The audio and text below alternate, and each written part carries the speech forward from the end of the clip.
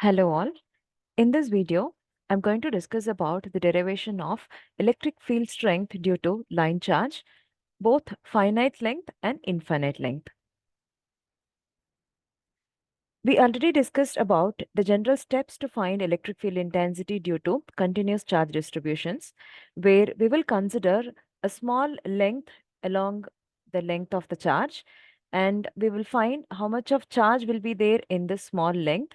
From that, we can apply Coulomb's law to get electric field intensity due to the smallest length, and we will find the electric field intensity due to the contribution of entire length of charge by performing integration of dE over the entire length.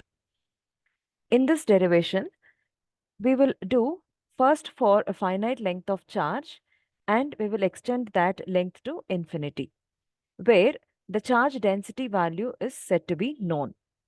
We know charge density for a line charge is the charge contained per unit length of the charge. With this known value of rho L, we can estimate electric field intensity following this procedure for finite length of charge and also infinite length of charge. The consideration for infinite length of charge will be the lower limit will approach minus infinity and the upper limit will approach plus infinity. Let us start with the derivation for finite length of charge. We can consider a finite length of charge along the z-axis extending from z1 to z2. And the observation point P is considered at the coordinates of rho, phi, and z dash in cylindrical system, where this observation point is fixed for evaluation, and thereby these terms or these values rho, phi, and z dash at the point P are said to be constants. And when we perform the line integration throughout the entire length of the charge, this dl will take its position from z1 to z2. So thereby this dl is changing from z1 to z2, and this observation point is said to be fixed. Let us consider the coordinate of dl in cylindrical system along the z-axis, where radius will be 0 along the axis and at an angle of phi at a height of z. This z is the variable from z1 to z2 when we integrate throughout the entire length of the charge. We need to find the symmetry, whether it is there in the problem. Looking at this line charge from this observation point, if we go around the charge in the azimuth angle with the same radius and at the same height, the line charge appears to be same. Thereby, we have symmetry about this azimuth angle for this straight line of charge. And when we compute this displacement vector, this phi component will be cancelled because of the symmetry about the azimuth angle around this line charge. When we consider the length element of this charge, the length element will change its value of z from z1 to z2, whereby angle and radii are constants. So dl vector will have only the variable, which is dz component. Others are constant terms. dl will be dz now. From dl, we can find the charge contained in this length dl with the known value of charge density. The charge density is charge per unit length. If we want to find charge contained in the length of dl, we have to multiply this rho L with the length dl, giving charge contained in the length dl as rho L dz. Next, we need to compute what is the displacement vector from this charge to the observation point P. As I've already said, due to the symmetry about the azimuth angle, the r vector will not have the phi component. It will have component in rho direction and z direction, where the coordinates of point P minus this dl we will do. The rho component will be rho and z component will be z dashed minus z. That is the vector r, and the magnitude will be rho square plus z dash minus z the whole square under root of this. So it will be raised to the power of 1 by 2. In the expression for electric field intensity, we need cube of this distance in the denominator. for estimation. So we will get this term raised to the power of 3 by 2. We can make the substitution of all these terms in the expression for electric field intensity from Coulomb's law, and we can perform integration of z variable throughout the entire length of the charge. Substitution for dq will give rho l dz, and substitution for vector r will be rho a rho plus z dash minus z in az direction. And in the denominator, in place of r cube, we can write this term power 3 by 2. We can integrate this over the entire length of the finite charge with the lower limit at z1 and the upper limit at z2. The variable of integration is dz or z. And when we look at this expression, this is quite complicated to integrate with the respect to the variable z.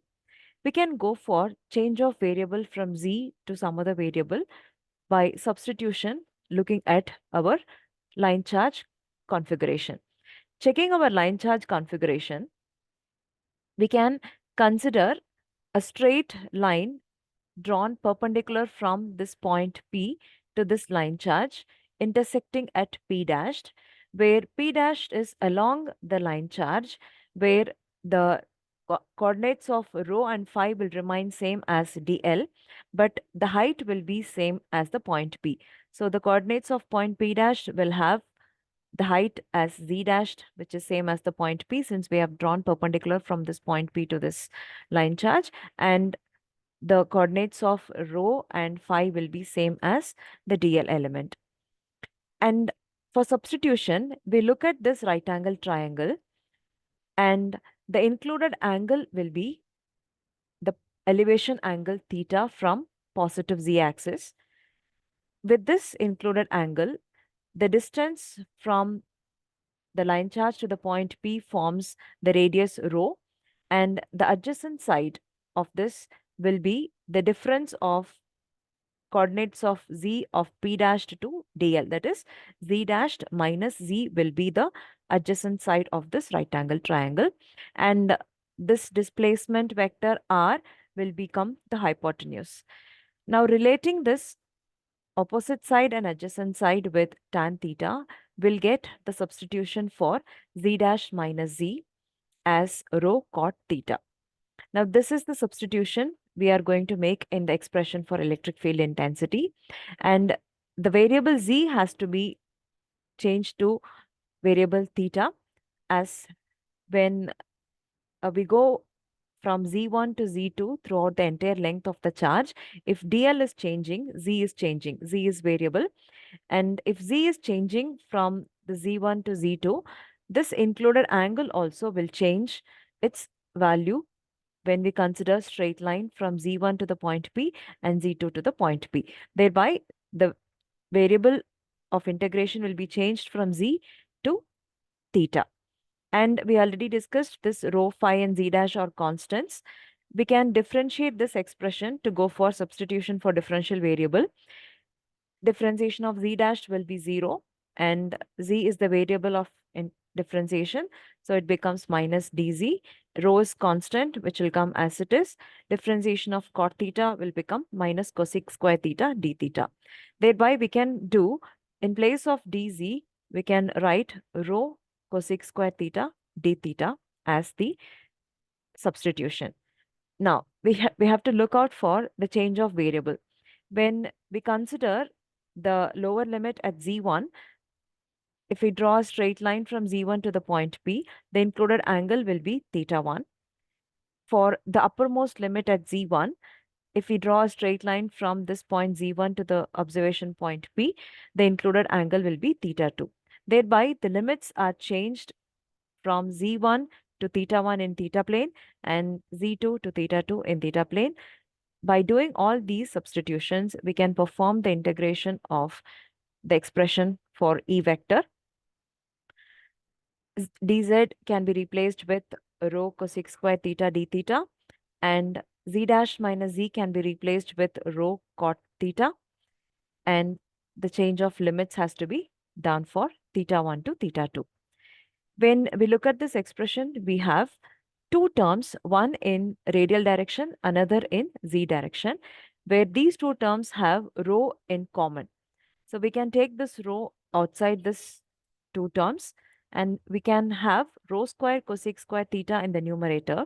And the denominator, we can do some simplification. For this term, rho square is constant, and 1 plus cot square theta we can write as cosec square theta. In denominator, this term is raised to the power of 3 by 2, where these two terms are square terms raised to the power of 3 by 2, resulting in cube of these two terms in the denominator. And we have rho square cosec square theta in the numerator. Cancelling out these two, will be left with rho cosec square theta in the denominator. Here, the variable of differentiation or integration is theta, and we can take the remaining terms common or constant outside the integration. And we can take the integration for two direction terms. One is for rho and z direction. For rho direction term, it is integration of 1 by cosec theta d theta. That becomes sine theta d theta integration. And for z direction term, it is cot theta by cosec theta integration. That becomes integration of cos theta.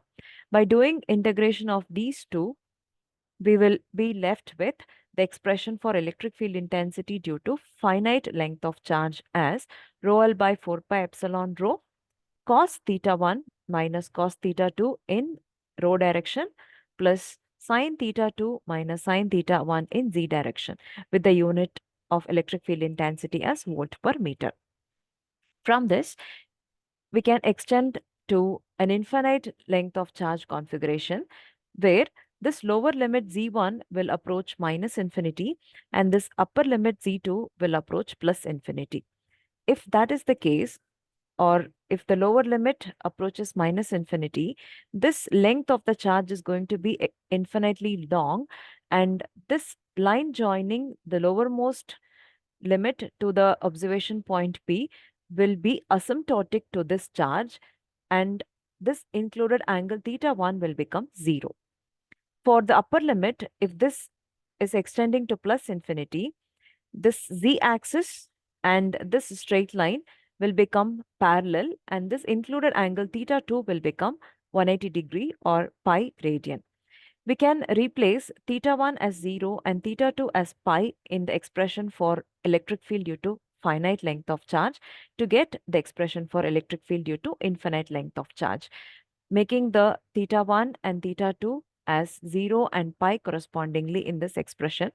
We'll get cos theta 1 as 1, where cos 0 is 1, and cos theta 2, that is cos pi, will be minus 1, leaving us the rho direction term.